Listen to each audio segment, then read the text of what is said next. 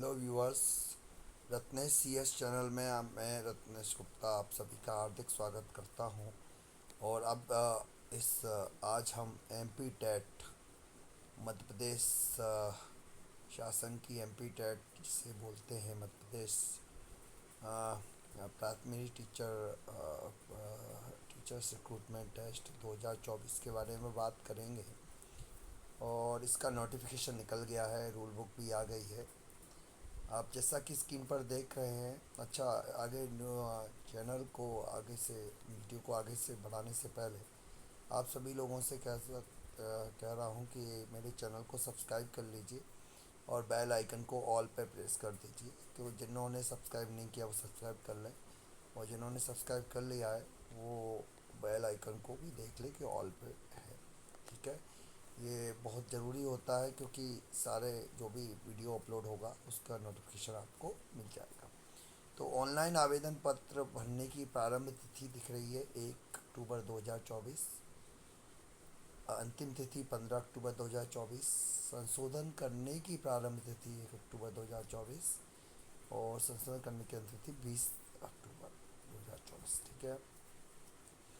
परीक्षा दिनांक 10 नवंबर है। यानी कि आज के हिसाब से आज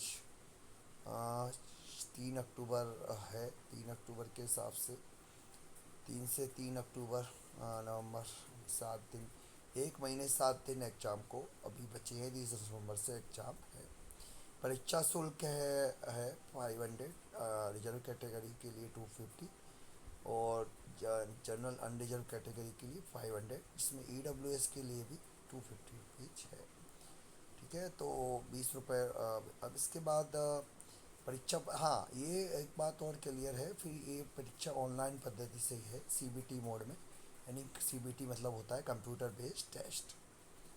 परीक्षा दिनांक 10 नवंबर 2024 से प्रारंभ है, यानी कि वो शेड्यूल वाइज होगी। ठीक है, 2 ढाई घंटे का टाइम रहेगा। दोनों एक से पहले शिफ्ट में 2.5 घंटे का टाइम, दूसरी शिफ्ट में 2.5 घंटे का टाइम, जो जैसे कि नॉर्मली जनरली होता है। 1 घंटे पहले रिपोर्टिंग टाइम होता है उस टाइप से। ठीक है, आगे बढ़ते हैं।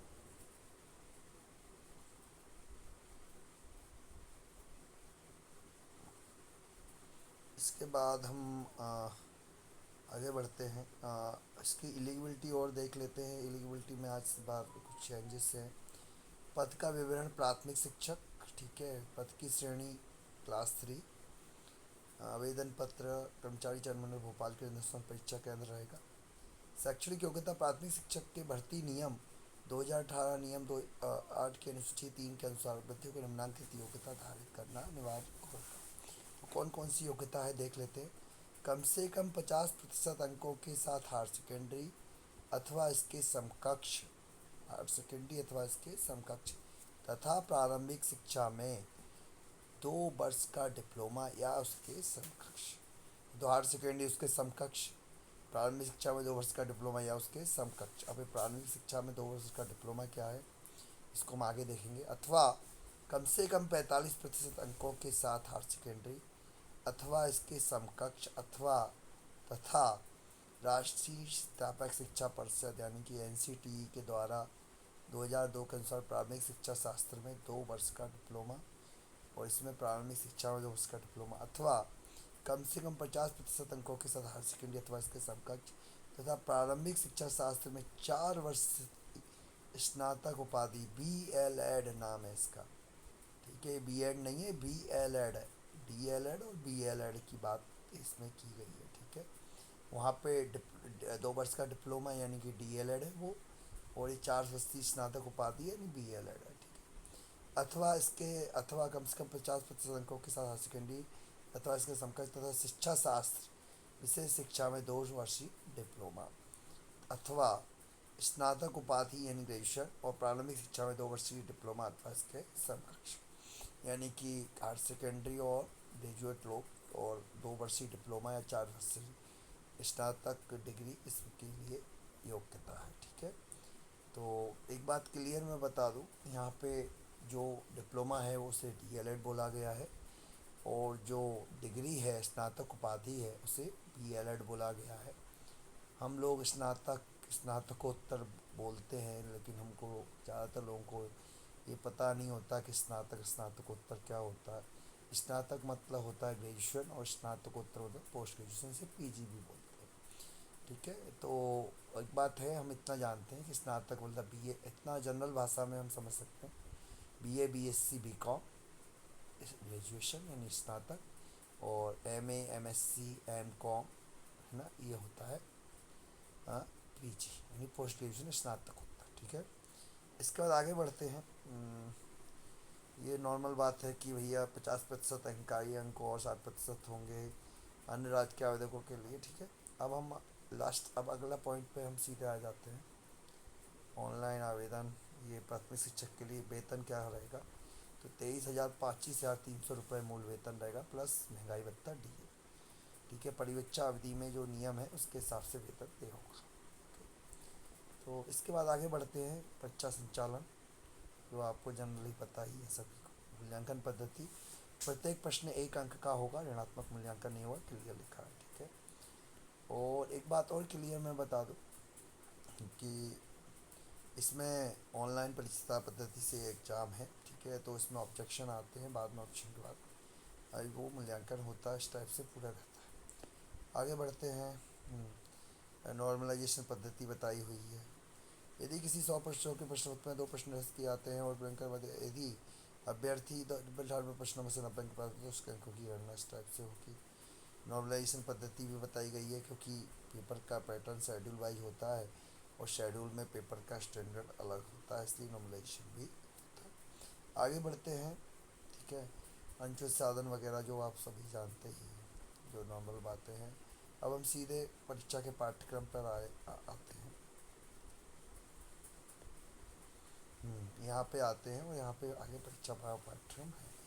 हाँ, वही बात फिर से रिवाइज की गई है यहाँ पे क्लियरली, कि पढ़ने की प्रारंभ तिथि, अंतिम तिथि, फिर संशोधन की प्रारंभ तिथि, अंतिम तिथि, प्रथम द्वितीय पाली 10-11 से प्रारंभ, 150 नंबर का पेपर होगा। ठीक है, कितने नंबर का पेपर होगा, 150 नंबर का। ठीक है, यहाँ पे और परीक्षा में हिंदी अंग्रेजी माध्यम में वस्तुनिष्ठ प्रकार के प्रश्न होंगे, जिनमें प्रत्येक प्रश्न के 4 संभावित उत्तर दिए रहेंगे। परीक्षार्थी को सही उत्तर चुनकर उससे संबंधित गोले को कंप्यूटर के माउस की सहायता से काला करना होगा। ठीक है, संशोधन किए जाने पर भी शुल्क 20 रुपये, 40 रुपये। ऑनलाइन पर संबंधित परीक्षा शहर 13 है टोटल: बालाघाट, भोपाल, ग्वालियर, इंदौर, जबलपुर, खंडवा, नीमच, रतलाम, रीवा, सागर, सतना, सीधी, उज्जैन। इसके बाद अब सीधे, हाँ, यहाँ पर ऑनलाइन शिक्षा प्रणाली के संबंध में निर्देश, जो आपको सभी को पता है वही नॉर्मल निर्देश है।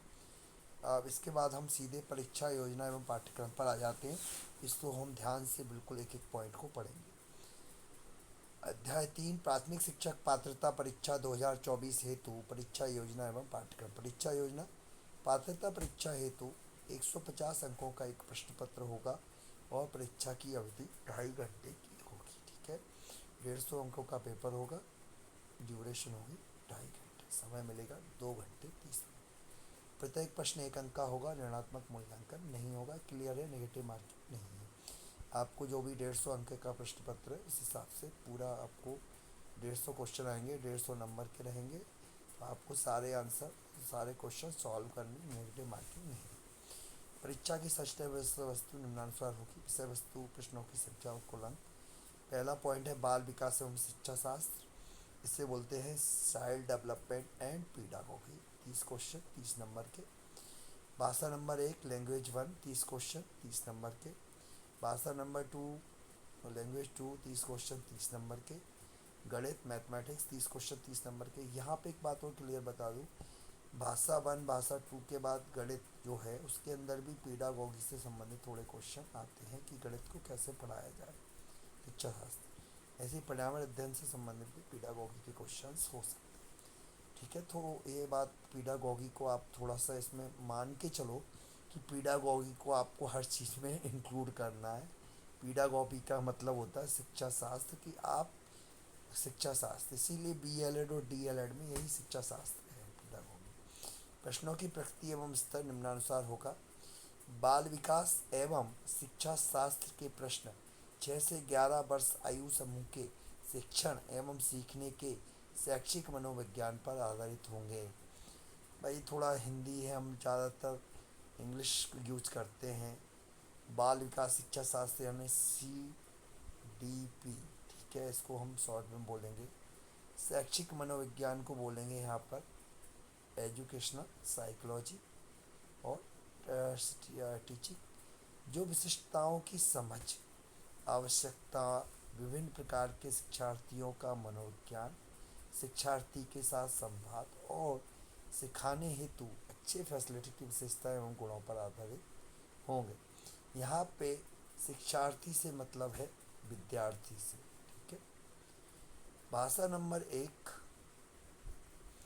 के प्रश्न आवेदन पत्र में चुनी गई भाषा में माध्यम में प्रभाविता पर आधारित, प्रोफिशिएंसी पर आधारित होंगे, ठीक है। आवेदन नंबर 1 आप जब आवेदन फॉर्म भरेंगे तो भाषा नंबर 1 आप चुनेंगे और भाषा नंबर 2 भाषा 1 से पृथक होगी। आवेदक आवेदन पत्र में हिंदी, अंग्रेजी, संस्कृत व उर्दू में से कोई भी भाषा चुन सकेंगे और आवेदन पत्र में चुनी गई भाषा के प्रश्न ही हल कर सकेंगे। भाषा 2 के प्रश्न भाषा के तत्व, संप्रेषण और समझने की समस्याओं पर आधारित होंगे। तो भाषा 2 के प्रश्न भाषा के एलिमेंट, संप्रेषण और समझने की असुविधा पर कंप्रेंशन, ठीक है। गणित एवं पर्यावरण अध्ययन के प्रश्न विषय की अवधारणा, समस्या समाधान और पीडागोगी समझ पर आधारित होंगे। वही मैं कह रहा हूँ, यदि आपको टीचर बनना है तो वो ज़माना चला गया है कि आप कुछ नहीं है तो आप टीचर बन जाएंगे। अब आप टीचर बनने के लिए टीचर की होने की काबिलियत रखेंगे तभी टीचर बन पाएंगे। इसका नाम ही है पात्रता परीक्षा, यानी कि ये क्वालिफाइंग एग्जामिनेशन टाइप से है। तो आप लोग समझ लो इस बात को, यही बात अब बात होती है। लोग बुराई बहुत जल्दी कर लेते हैं, बहुत बुराई की तरफ आकर्षित हो जाते हैं कि हमारे हमारे जो अहम को पूरी तरह से, हमारे अहम को क्या होता है, एक गर्व महसूस होता है कि हमारा अहम है। लेकिन क्लियर मैं बता दूं, आज की डेट में टीचर वही बनेगा जो टीचर बनने की काबिलियत रखेगा, जिसको टीचिंग में इंटरेस्ट होगा, जिसका टीचिंग एक पैशन होगा, राइट।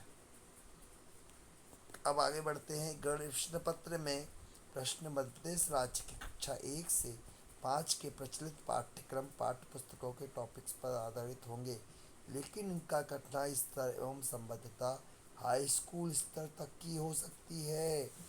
यहाँ बात क्लियर आप लोग समझ लें। क्या होगा, पेपर का बुकलेट रहेगा 150 क्वेश्चन 150 नंबर के और 5 सेक्शन में बुकलेट बटी रहेगी। पहला रहेगा CDP, दूसरा रहेगा भाषा 1, दूसरा तीसरा रहेगा भाषा 2, चौथा रहेगा मैथमेटिक्स और पांचवा रहेगा पर्यावरण अध्ययन। इनमें सब में पीडागोगी इंक्लूड रहेगी, जो मैंने कहा था। इसीलिए मैंने कहा था आप लोग पीडागोगी को अपने साथ समाहित करके चलें हर टॉपिक से। जब भी आप टीचिंग बनना चाहें, टीचर बनने की इच्छा रखना चाहें, तो अब आपको इस बात को मानना पड़ेगा कि हर चीज़ में पीडागोगी इंक्लूड रहेगी, पीडागोगी सम्मिलित रहेगी, समाहित रहेगी, ठीक है। तो अब आप टीचिंग बनने के लिए आप केवल ये नहीं सोच सकते कि कुछ नहीं है तो चलो आपको एक रोज़गार मिल जाए। अब रोज़गार नहीं है, टीचर बनना एक पैशन है, टीचर बनना एक रोज़गार तो है, रोज़गार के साथ ही कैरियर भी है, राइट। अगला पॉइंट ये है। तो ये पॉइंट का मतलब ये है कि कक्षा 1 से 5 तक मध्य प्रदेश स्टेट में जो पाठ्य पुस्तक निगम या पाठ जो भी वो चल रहा है, उनका जो 1 से 5 का पाठ्यक्रम है उस पर टॉपिक पर आधारित होगा। लेकिन कठाई और सहायता हाई स्कूल तक के क्वेश्चन, लेवल तक के क्वेश्चन उसमें हो सकते। और अब विस्तृत पाठ्यक्रम, पहले सबसे पहला है चाइल्ड डेवलपमेंट एंड पीडागोगी। अब यहाँ पे थोड़ा सा हम आपको इंटरप्ट कर रहे हैं।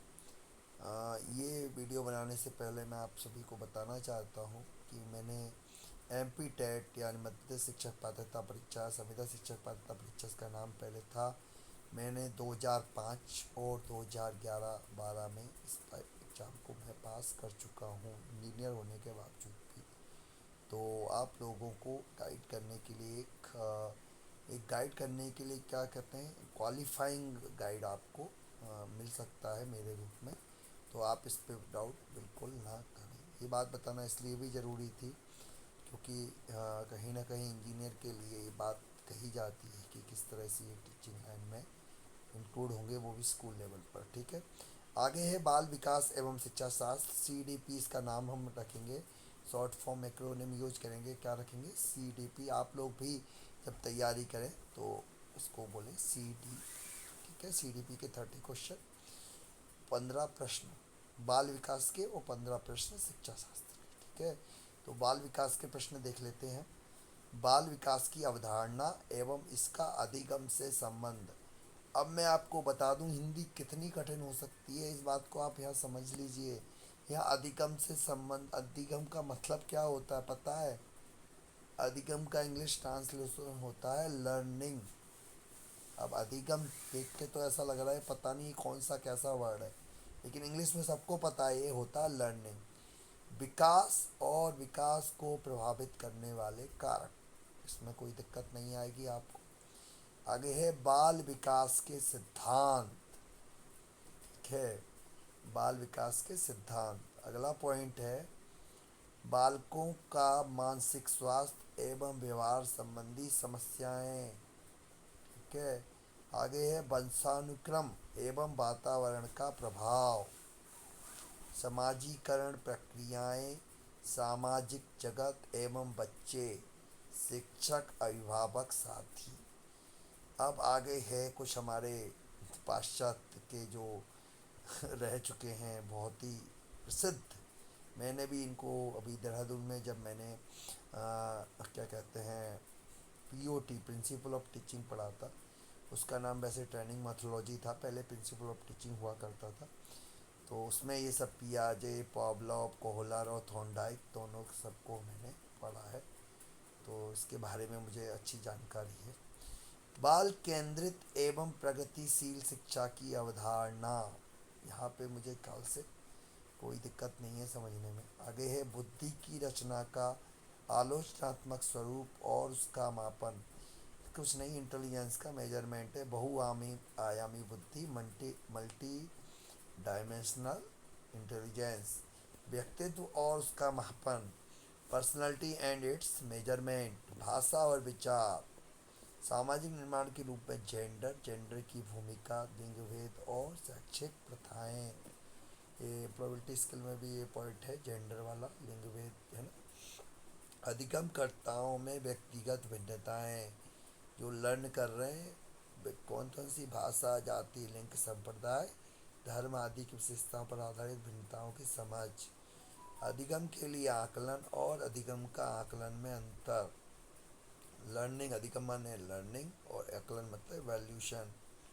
ठीक है, अधिगम का आकलन में अंतर, शाला आधारित आकलन क्या होगा इसका, इवैल्यूशन बेस्ड, स्कूल बेस्ड इवैल्यूशन। सतत एवं समग्र मूल्यांकन, इसको ये ITI में भी इसको बोलते हैं फॉर्मेटिव एंड समेटिव असेसमेंट। ठीक है, स्वरूप और प्रथाएं, मान्यताएं। तो आप लोग बिल्कुल निश्चिंत रहें, बाल विकास और शिक्षा शास्त्र को हम बिल्कुल अच्छे से आपको पढ़ाने की क्या कहते हैं, पढ़ाने की योग्यता रखते हैं, क्वालिफाई करते हैं।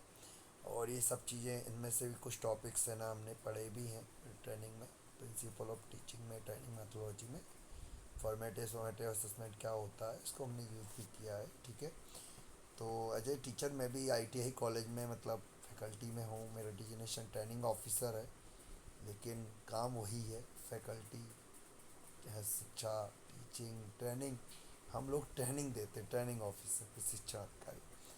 अब इतना के बाद हम आगे बढ़ते हैं, यहाँ बाल विकास शायद ख़त्म हो जाएगा, बाल विकास। ठीक है, हाँ आगे है अधिगमकर्ताओं की तैयारी के स्तर के आकलन हेतु उपयुक्त प्रश्नों का निर्माण। कक्ष में अधिगम को बढ़ाने, आलोचनात्मक चिंतन तथा अधिगमकर्ता की उपलब्धि के आकलन के लिए। बस अधिगम में से मतलब है लर्निंग। ठीक है, और अधिगमकर्ताओं से मतलब है लर्नर।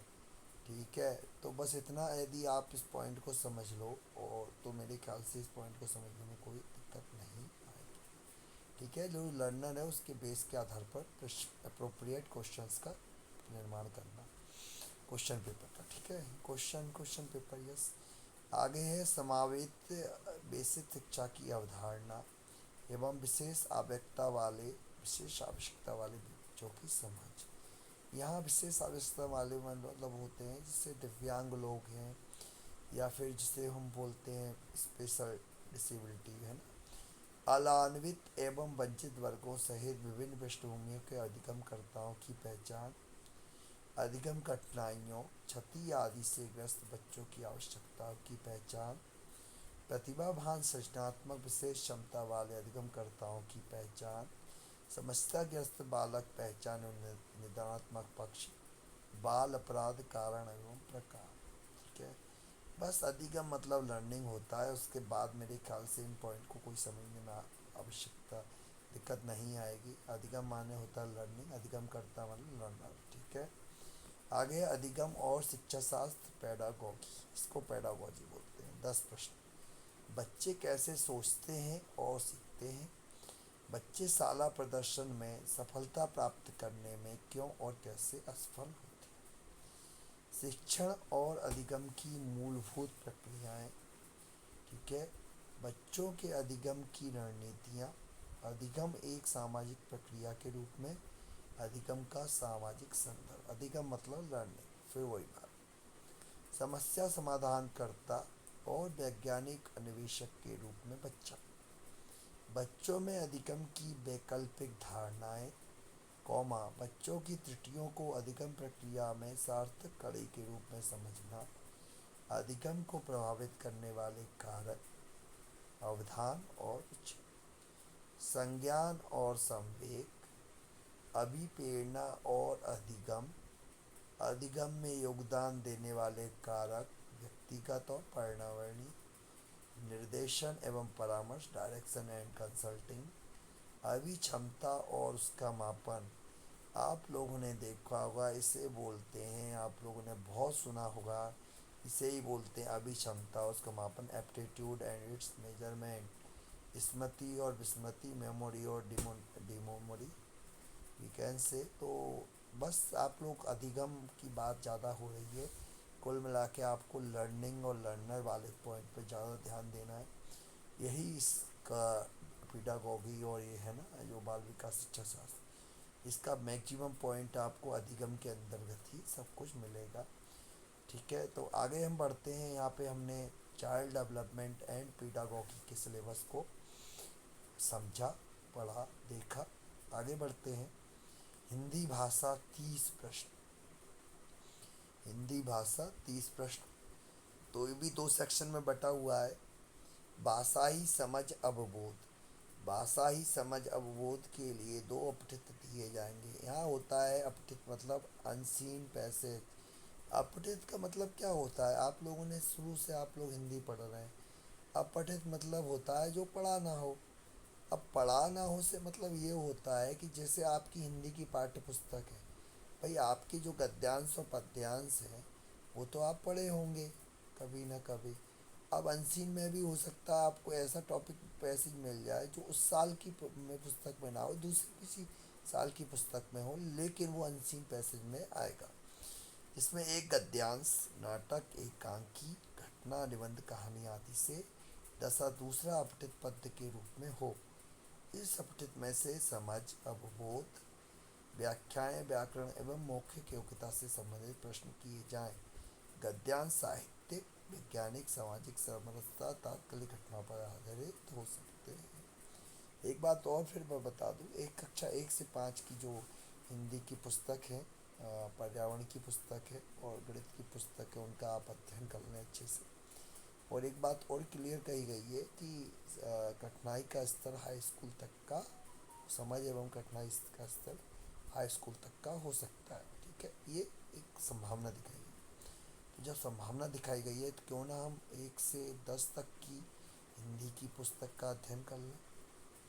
ठीक है, अब यहाँ पे वही बात, फिर से वही बात आ रही है कि आपको हर सेक्शन में पीडागोगी इंक्लूड है, समाहित है। यानी कि वही बात मैं बार बार कह रहा हूँ, टीचर बनने की जो पीडागोगी शिक्षा शास्त्र है, इसमें आपको यदि रुचि नहीं है, बच्चों को पढ़ाने में रुचि नहीं है, बच्चों के लिए आपकी रुचि नहीं है, तो अब आप टीचर नहीं बन सकते। वही बात बार बार मैं कह रहा हूँ, अब वही टीचर बनेंगे जो टीचर बनने के लिए पैशनेट होंगे। टीचिंग केवल एक रोज़गार नहीं होगी, ये बात बात बार कह रहा हूँ। इसे एम पी टेट बोलते हैं, M P P R T बोलते हैं, जो भी बोलते हैं, लेकिन एक सी टेट होता है। सी टेट भी केंद्रीय सेंट्रल लेवल की टीचिंग एलिजिबिलिटी टेस्ट बोलते हैं उसको, केंद्रीय शिक्षक पात्रता परीक्षा। ठीक है। और एक बात और मैं बता दूं, इन क्वालिफाइंग एग्जामिनेशन से किसी भी स्कूल में, जैसे जो सेंट्रल लेवल के स्कूल हैं, एमपी स्टेट लेवल के प्राइमरी मतलब प्राइवेट प्राइमरी स्कूल्स हैं, उन स्कूल्स में टीचिंग बनने के लिए इस योग्यता को भी एक प्रकार से कंपलसरी ही किया जा सकता है। आप लोग उस बात का ध्यान रखें, क्योंकि ये बात सरकार निर्धारित करती है कि प्राइमरी स्कूल के लिए टीचिंग की योग्यता कौन निर्धारित करेगा। देखो, स्कूल निर्धारित करते हैं, लेकिन यदि किसी बार सरकार ने निर्णय ले लिया कि प्राइवेट टीचिंग में, प्राइवेट स्कूल में जो टीचर की भर्ती होगी इन इन शर्तों पर होगी, तो अब आप सोच लीजिए कि आप लोगों के लिए एम पी टेट या सी टेट क्वालिफाई करना कितना ज़रूरी हो गया है। भाषाई विकास हेतु निर्धारित शिक्षा शास्त्र, भाषा सीखना और ग्रहणशीलता, भाषा शिक्षण के सिद्धांत, भाषा शिक्षण में सुनने बोलने की भूमिका, भाषा के कार्य, बच्चे भाषा का प्रयोग कैसे करते हैं, मौखिक और लिखित अभिव्यक्ति अंतर्गत भाषा सीखने में व्याकरण की भूमिका, भाषा शिक्षण में विभिन्न स्तरों के बच्चों की चुनौतियाँ, कठिनाइयाँ, त्रुटियाँ एवं क्रमबद्धता। भाषा के चारों कौशल कौन कौन से हैं? सुनना, बोलना, पढ़ना और लिखना। पढ़ते हैं हम, लिखते हैं हम, कई बार सुनना और बोलना भी इसमें आता है। आप लोगों ने देखा होगा, जब हम छोटी क्लास में रहते हैं तो हम याद करते हैं लेसन को, क्वेश्चन आंसर याद करते, सब याद करते हैं, और किसी से बोलते हो हमसे सुन लो। तो ये जो भाषा का कौशल में आता है, ये सुनना, ठीक है। हम्म, तो लिसनिंग भी, listening, speaking, reading and writing, ये चारों कौशल हैं भाषा के। कक्षा में शिक्षण अधिगम सामग्री, यहाँ पे अधिगम सामग्री लर्निंग मटेरियल, शिक्षण अधिगम मटेरियल है, ट्रेनिंग मटेरियल हो सकता है, टीचिंग मटेरियल। पाठ्य पुस्तक, दूर संचार सामग्री, दृश्य एवं श्रवण ऑडियो वीडियो, बहु कक्षा स्रोत, multi class resource and review. Review क्या बोलते हैं इसको? रिव्यू बोलते हैं। पुनः शिक्षण, रिवीजन, वही सब बातें हैं, पुनः शिक्षण, ठीक है। इसके बाद है भाषा के बाद अगली भाषा है हमारी अंग्रेजी भाषा, ठीक है।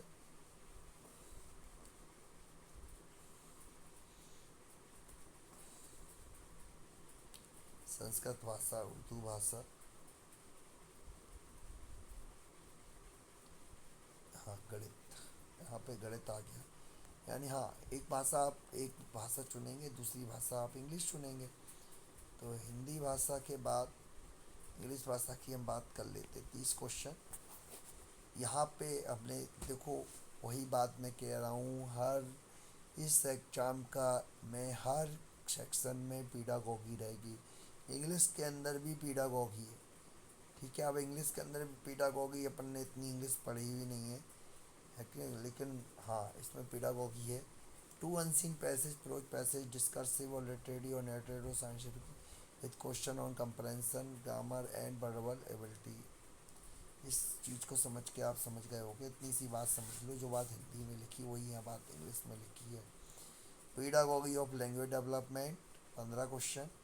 Learning and acquisition of language, principle of second language teaching, language skills, listening, speaking, reading, writing, role of listening and speaking, function of language, how children use it as a tool, the role of grammar in learning a language, for communicating ideas verbally and written form, challenges of teaching language in a diverse classroom, language difficulties, ठीक है। आगे बढ़ते हैं। Teaching learning materials, text book, multimedia materials, multilingual source of the classroom, evaluating language comprehension and proficiency, listening, speaking, reading and writing, remedial teaching and ठीक है। इसके बाद संस्कृत का दिया हुआ है, वही बात संस्कृत में लिखी गई है, मतलब वही बात संस्कृत के लिए रहेगी, भाषाई समझ और वही शिक्षा शास्त्र। ठीक है, उर्दू भाषा के लिए वही स्थिति। बस इसके बाद हम आगे बढ़ते हैं, सीधे हम आ जाते हैं गणित पे। अब गणित पे यहाँ से 15 क्वेश्चन, वही बात। मैंने भी चूँकि गणित का मैंने पेपर दिया है, वो पेपर अभी देखा है, 2011 का जो पेपर मेरे पास है उसमें क्लियरली मेंशन है, उसमें पीडागोगी भी है और गणित की पीडागोगी के क्वेश्चन उसके अंदर हैं। इसीलिए मुझे पता था कि पीडागोगी हर इसमें समाहित है, और यहाँ हमने जब सिलेबस देखा वहाँ पे ये बात क्लियर भी हो गई। गणित में विषय वस्तु 15 प्रश्न। संख्या पद्धति, 1000 से बड़ी संख्याओं को पढ़ना व लिखना, 1000 से बड़ी संख्याओं पर स्थानीय मान की समझ व 4 मूलभूत संक्रियाएँ। 4 मूलभूत संक्रियाएँ होती हैं जोड़ना, घटाना, गुणा और भाग। जोड़ना व घटाना, 5 अंकों तक की संख्याओं को जोड़ना व घटाना। गुणा, 2 या 3 अंकों की संख्याओं का गुणा करना। भाग, 2 अंकों वाली संख्याओं से 4 अंकों वाली संख्या में भाग देना। याद रखना, 2 अंक वाली संख्या 4 अंक वाली संख्या से भाग देना, मतलब 22 में 440 का भाग देना। ठीक है, आप 2 से डिवाइड कर देंगे तो 11 आएगा ऊपर और नीचे आएगा 220। ठीक है, अब 11 में 220 का भाग देना, करके देखना। भिन्न, भिन्न की अवधारणा, सरलतम रूप, सम भिन्न, विषम भिन्न आदि भिन्नों का जोड़ना, घटाना। गुणा व भाग, समतुल्य भिन्न, भिन्न को दशमलव में तथा दशमलव संख्या को भिन्न में लिखना। जैसे आप इसको जैसे समझ सकते हैं, भिन्न है 2/10, 2/10 को डिवाइड किया 1/5, 1/5 का दशमलव रूप होगा 0.2। ठीक है, और 0.2 को अपन भिन्न में लिख देंगे 2/10, 1/5, राइट। सामान्यतः प्रयोग होने वाली लंबाई, भार आयतन की बड़ी व छोटा इकाई में संबंध। तो लंबाई की कुछ इकाइयाँ होती हैं, आपने देखी सुनी होंगी, मीटर, इंच, सेंटीमीटर। भार की भी होती हैं। यहाँ भार से मतलब द्रव्यमान है, क्या है वो फिजिक्स में बात है, यहाँ भार से मतलब द्रव्यमान ही रहता है, इसमें किलोग्राम की बात होती है, और किलोग्राम तो क्या होता है, द्रव्यमान होता है, ना कि न्यूटन। फिजिक्स में जो भार पढ़ते हैं आप लोग, वो भार वहाँ अलग होता है, यहाँ भार से मतलब द्रव्यमान से ही मतलब है, क्योंकि किलोग्राम ग्राम में होता, पौंड में होता है। आयतन की इकाई आपने सुनी होगी, आयतन की लीटर होती है, मिलीलीटर होती है, डेसी सेंटीलीटर होती है, एंड डेसी सेंटी, है ना। तो इस टाइप से डेसी लीटर होती है, इस टाइप से। हाँ, बड़ी इकाइयों में तथा छोटी इकाइयों में तथा छोटी इकाइयों को बड़ी इकाइयों में बदलना। ठीक है, ये भी आना चाहिए। मीटर को सेंटीमीटर, सेंटीमीटर को मीटर में, मीटर को किलोमीटर में, किलोमीटर को मीटर में, किलोमीटर को सेंटीमीटर में, राइट। करके देखना। ज्ञात इकाइयों में से किसी ठोस वस्तु का आयतन ज्ञात करना। ठोस वस्तु है आपके पास, उसका आयतन ज्ञात करोगे। जैसे घनाभ का आयतन क्या होता है, घन का आयतन क्या होता है, बेलन का आयतन क्या होता है। ठोस वस्तु की बात की गई है, बेलन का आयतन, है ना। बेलन नहीं, सिलेंडर, ना कि, हाँ, वहाँ पे बेलन मतलब सिलेंडर है। ठीक है, हालांकि उसमें सिलेंडर होता है बेलन में, लेकिन बेलन में थोड़े दो वो लटके रहते हैं, निकले रहते हैं इसलिए, और लेकिन वो बेलन जैसा है, उसको इसीलिए वो बेलन बोलते हैं। बेलन मतलब सिलेंडर होता है, ठीक है, इंग्लिश में। तो बेलन है। शंकु को कौन बोलते हैं, ठीक है। कौन का आपने सीधा सीधा उदाहरण देखा होगा, जब दीपावली में आप अनार चलाते हैं, वो कौन होता है। ठीक है, एक बात याद रखना, जो भी लर्निंग होती है, जो दिमाग समझता है, जो भी हमारा ब्रेन समझता है, लर्न करता है, वो चित्रों के फॉर्म में लर्न करता है, पिक्चर्स के फॉर्म में लर्न करता है, इमेज के फॉर्म में लर्न करता है। अब जैसे आपको यदि शंकु को समझना है, अब आपको मैंने बता दिया शंकु मतलब दिवाली का अनार, तो आपने तुरंत आपकी पिक्चर इमेज बन गई कि शंकु मतलब दिवाली का अनार, और वो शंकु हो गया। लेकिन यदि शंकु आपको नहीं पता, शंकु की पिक्चर आपके माइंड में नहीं बनी, तो आप शंकु को समझ पाएंगे। हाँ, शंकु को आप रट लोगे यहाँ शंकु, लेकिन शंकु को समझने के लिए आपके दिमाग में पिक्चर बनेगी, तब आप शंकु को समझोगे कि शंकु में, हाँ। तो इसीलिए ये कहा जाता है किसी भी चीज़ को जिससे इंजीनियरिंग कॉलेज में इंजीनियरिंग ड्राइंग होती है, वो भी एक प्रकार से माइंड मतलब हर चीज़ को एक पिक्चर में बदलता है इंजीनियरिंग ड्राइंग। ठीक है, आप लोग जो मैं कहना चाह रहा हूँ समझ लीजिए। कुल मिला के जो आपका दिमाग जो लर्न करता है वो इमेज के फॉर्म में लर्न करता है, पिक्चर के फॉर्म में लर्न करता है। सीधा सा उदाहरण देखो, मैं तुम्हें बोलता हूँ, मैंने बोला मैन, ठीक है। अब मैन, जिसको पता है मैन माने आदमी होता है, उसके दिमाग में आदमी की छवि बन गई होगी। एक एक सिर है, उसके पैर हैं, गर्दन है, दाढ़ है ना, और पूरा ये कमर के नीचे का हिस्सा कंप्लीट है। तो आपके फॉर्म में इमेज बन गई मैन, ठीक है। तो आपने मैन समझ लिया। लेकिन जिसको मैन माने आदमी नहीं पता, वो मैन से कुछ भी नहीं समझ पाएगा। मैन बोलेंगे उसको नहीं पिक्चर बनेगी आदमी की। जिसे मैन माने आदमी पता है उससे तो समझ लेगा। तो कहने का मतलब है दिमाग कैसे लर्न करता है, ब्रेन कैसे लर्न करता है, इमेज के फॉर्म में, पिक्चर के फॉर्म में, हमारा ब्रेन। तो इसीलिए किसी चीज़ को लर्न करने के लिए उसकी पिक्चर्स बनना अच्छी, जितनी अच्छी इमेज बनेगी, जितना आप क्या कहते हैं इमेजिन कर पाएंगे उन पिक्चर्स को, वही पिक्चर्स आपको सबसे ज़्यादा लर्न करवाएंगे। इसीलिए बात होती है कि जब हमने कहा सेव, ठीक है, सेव का, जैसे ही सेव कहा आपको पता है सेव, आपकी सेव की इमेज बन गई कि हाँ ये सेव है, लाल लाल सेव है। हालांकि और प्रकार के सेव भी होते हैं, लेकिन जनरल इमेज का लाल लाल प्रकार का हमारा सेव है। ऐसे ही हमने कहा आम, अब आम कहा तो आपकी इमेज बन गई हाँ आम। अब मैंने कहा अनानास, अब भाई जिसने अनानास सुना है, देखा है, उन्हें तो पता है अनानास की इमेज बन गई। बाकी लोगों के अनानास की इमेज बनेगी ही नहीं, कभी नहीं बन पाएगी। और किन का मतलब ये है कि हमारा जो दिमाग लर्न करता है, मेमोराइज करता है, वो पिक्चर्स के फॉर्म में करता है, ना कि साउंड के फॉर्म में, वॉइस के फॉर्म में हमारा ब्रेन लर्न नहीं करता है। ठीक है, आगे बढ़ें। ये बहुत इंपॉर्टेंट बात मैंने आप लोगों को बताई। आगे है पैसा, लंबाई, भार, आयतन तथा समय अंतराल से संबंधित प्रश्नों में चार मूल संगृतीय संक्रियाओं का उपयोग करना। ठीक है, वही जोड़ना, घटाना, गुणा, भाग। मीटर को सेंटीमीटर एवं सेंटीमीटर को मीटर में बदलना। पैटर्न, संख्याओं से संबंधित पैटर्न को समझ आगे बढ़ाना। पैटर्न तैयार कर उसका संक्रियाओं के आधार पर सामान्यीकरण। त्रिभुजी संख्याओं तथा वर्ग संख्याओं के पैटर्न को पहचानना। यहाँ पे ज्यामिति यानी ज्योमेट्री, मूल ज्यामितीय अवधारणाएं, किरण, रेखाखंड, कोण, कोणों का वर्गीकरण, न्यून कोण, अधिक कोण, समकोण, ऋजु कोण, सरल कोण, इस टाइप से होते हैं। त्रिभुज, त्रिभुजाओं को वर्गीकरण किसके आधार पर, भुजाओं के आधार पर।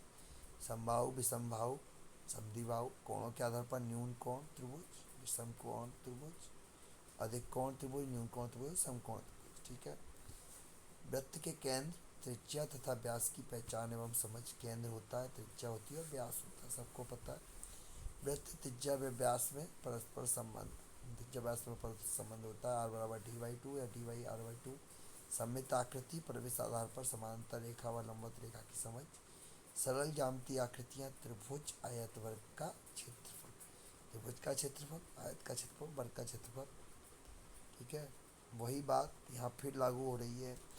जो लोग भूल गए होंगे, जिनकी इमेज भूल गई होगी त्रिभुज क्या होता है, वो त्रिभुज आयत वर्ग को लर्न कैसे करेंगे। यही कारण है कि जो लोग रटने पे विश्वास रखते हैं ना, वो लोग कंपटीशन में पीछे रह जाते हैं, क्योंकि उनकी इमेज ही तैयार नहीं होती। भाई कितना रटोगे, रट रट के क्या होगा। चार ऑप्शन आएंगे, तुरंत रटने वाले वहाँ पे कच्चा खा जाते हैं। तो किसी चीज़ को हमें समझना है, हमें समझने की समझ विकसित करनी है। ठीक है, आप लोगों ने देखा होगा समझ समझ को, समझ को समझो, समझ को समझना भी एक समझ है, और समझ समझ के जो ना समझे मेरी समझ में ना समझे। ठीक है, आगे है परिवेश की 2D आकृतियों की पहचान। यानी कि आप पर्यावरण में, आपकी सोसाइटी में, आप आसपास देख रहे हैं, तो 2D आकृतियों की आप पहचान करें, कहाँ सर्कल है, कहाँ पे त्रिभुज है। राइट। दैनिक जीवन में संबंधित भिन्न भिन्न आंकड़ों को एकत्र करना। घड़ी के समय को घंटे तथा मिनट में पढ़ना तथा AM और PM के रूप में व्यक्त करना। 24 घंटे की घड़ी का 12 घंटे की घड़ी से संबंध। ठीक है, 24 घंटे की घड़ी में क्या होता है, 12 के बाद 13 बजते हैं। ठीक है, और 12 घंटे की घड़ी में 12 के बाद 1 बजता है। दैनिक जीवन की घटनाओं में लगने वाले समय अंतराल की गणना। ठीक है, तो ये अच्छा है। गुणा तथा भाग में पैटर्न की पहचान, समिति आधार पर धारातय ज्यामिति पैटर्न और धन आलेख के माध्यम से प्रदर्शित कर उससे निष्कर्ष निकालना।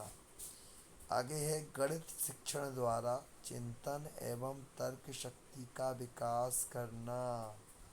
अब यहाँ पे पीडागोगी के 15 क्वेश्चन आएंगे। गणित शिक्षण द्वारा चिंतन एवं तर्क शक्ति का विकास करना।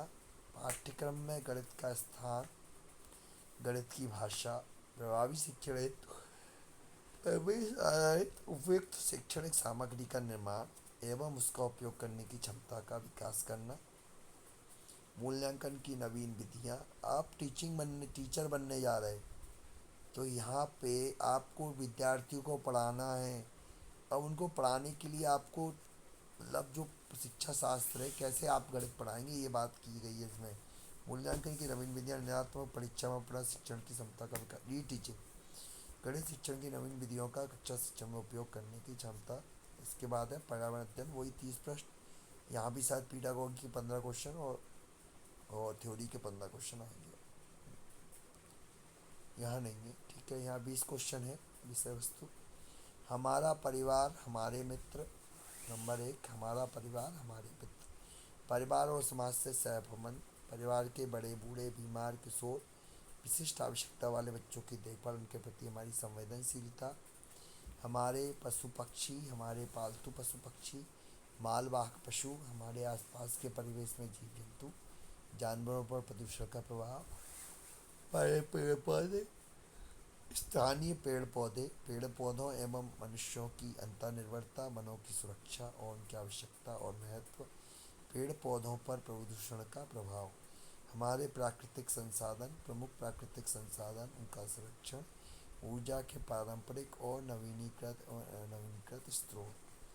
आगे है खेल एवं कार्य, खेल, व्यायाम, योगासन, पारिवारिक उत्सव, विभिन्न प्रकार मनोरंजन के साधन, किताबें, कहानियाँ, कठपुतली प्ले, मेला, सांस्कृतिक कार्यक्रम एवं दिवसों को विद्यालय में मनाया जाना, विभिन्न काम धंधे, उद्योग और व्यवसाय, आवास, पशु पक्षी और मनुष्य के विभिन्न आवास, आवास की आवश्यकता और स्वस्थ जीवन के लिए आवश्यकताएँ, स्थानीय इमारतों की सुरक्षा, सार्वजनिक संपत्ति, राष्ट्रीय धरोहर और उनकी देखभाल, उत्तम आवास और उसके निर्माण में प्रयुक्त सामग्री निर्माण आदि की गणना करना, शौचालय की स्वच्छता, परिवेश की साफ सफाई और अच्छी आदतें, हमारा भोजन और आदतें, भोजन की आवश्यकता, भोजन के घटक, फल एवं सब्जियों का महत्व, पौधों के अंगों के अनुसार फल सब्जियाँ, भोज्य पदार्थों का स्वास्थ्यवर्धक संयोजन, विभिन्न प्रकार की आयु का भोजन और उनको ग्रहण करने का सही समय, उत्तम स्वास्थ्य होती, भोजन की स्वच्छता और सुरक्षा के उपाय, खाद्य संसाधन की सुरक्षा,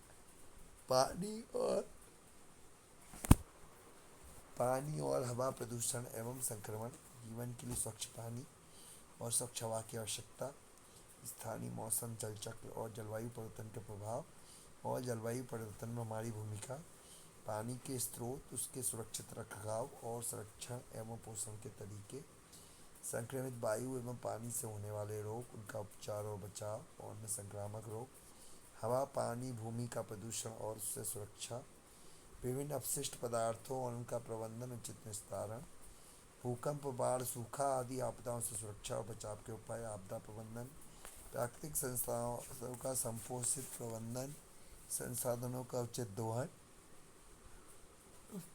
डीजल पेट्रोलियम खपत एवं संशोषण आदि, प्राकृतिक वस्तुएं और उपज, मिट्टी, पानी, बीज और फसल का संबंध, जैविक रासायनिक खाद, विभिन्न फसलें, उनके उत्पादक क्षेत्र, फसल उत्पादन के आवश्यक कृषि कार्य और उपकरण, मानव निर्मित साधन और उनके क्रियाकलापों का प्रभाव, वनों की कटाई और शहरीकरण, पारिस्थितिक संतुलन पर प्रभाव, ओजोन क्षय, अम्लीय वर्षा, ग्लोबल वार्मिंग, इन प्रभाव के अधिक वैज्ञानिक कारण निदान, पॉलीथीन प्लास्टिक का उपयोग, उनका घटक मार्जर, जीवाश्म ईंधन के प्रभाव उपयोग के प्रभाव, आपदा प्रबंधन, अंतरिक्ष विज्ञान, अंतरिक्ष विज्ञानों का परिचय, उनके अंतरिक्ष में जीवन बिताने के अनुभव,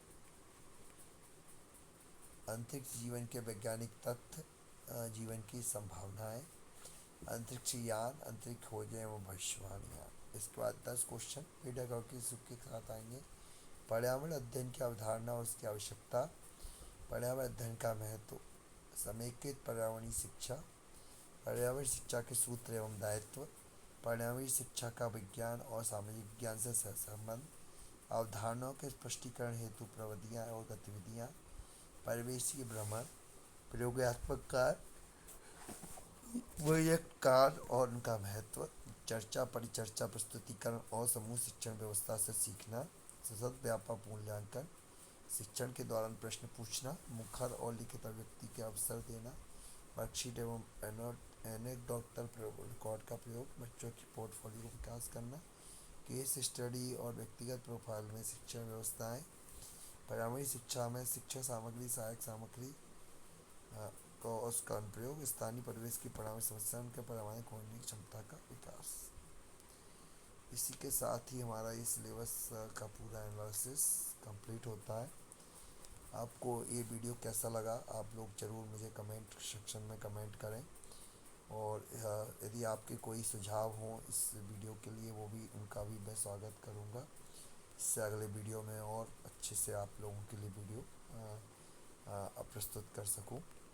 इसी के साथ ये वीडियो कंप्लीट होता है। अगले लेक्चर में हम ज़रूर मिलेंगे। आप लोगों को फिर वही बात, चैनल को सब्सक्राइब नहीं है तो सब्सक्राइब कर दें, लाइक करें, शेयर करें, कमेंट करें और सभी जगह इसको पहुंचाएं, जिससे और से और बहुत सारे स्टूडेंट से लाभान्वित हों। आगे एक बात और फिर क्लियर करना चाहूँगा कि वीडियो से संबंधित जो विचार मैंने व्यक्त किए हैं, उन विचारों के संबंध में आप को कोई भी इशू है तो आप उसके लिए अपनी चिंतन और कई प्रकार के रिसोर्सेज का सहारा ले सकते हैं, और हमें भी उनके बारे में आप जानकारी दें, जिसके कारण हम भी आगे के वीडियो में सुधार कर सकें यदि कहीं ना कहीं इस वीडियो के अंदर मतलब इंफॉर्मेशन में त्रुटि हो रही है। ठीक है, आगे सभी प्रकार के कमेंट का मैं स्वागत करूंगा, पॉजिटिव नेगेटिव सभी प्रकार कमेंट।